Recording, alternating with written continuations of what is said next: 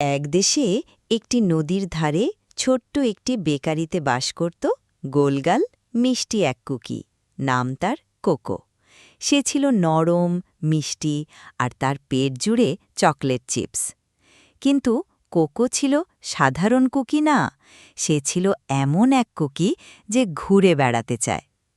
প্রতিদিন সকালে কোকো দেখত মানুষ বেকারিতে আসে আর বড় শহর, পাহাড় আর সমুদ্র নিয়ে গল্প করে। কোকো দীর্ঘশ্বাস ফেলে বলতো, আহা, আমিও যদি পৃথিবীটা দেখতে পারতাম। একদিন খুব বাতাস বইছিল। হঠাৎ বেকারির দরজা দুলে খুলে গেল। হুশ! বাতাস কোকোকে উড়িয়ে নিল জার থেকে বাইরে। সে গড়িয়ে পড়ল রাস্তার ওপর, চিৎকার করে বলল, হুররে, আমার যাত্রা শুরু হল। রাস্তায় কোকো এক প্রজাপতির সাথে দেখা করল।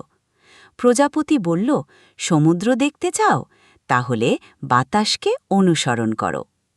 কোকো গড়িয়ে চলল সবুজ মাঠের ভেতর দিয়ে আর শেষে পৌঁছাল বিশাল নীল সমুদ্রের তীরে।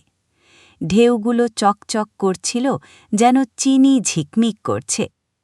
সূর্য ডুবতে শুরু করলে এক ছোট মেয়ে কোকোকে খুঁজে পেল।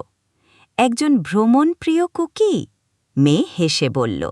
সে কোকোকে আলতো করে নিজের পকেটে রাখল। কোকো হাসল। সে বুঝল ভ্রমণের সবচেয়ে মিষ্টি অংশ হল একজন নতুন বন্ধুকে খুঁজে পাওয়া। এমন আরও গল্প পেতে সাবস্ক্রাইব করতে ভুলবে না। দেখার জন্য ধন্যবাদ।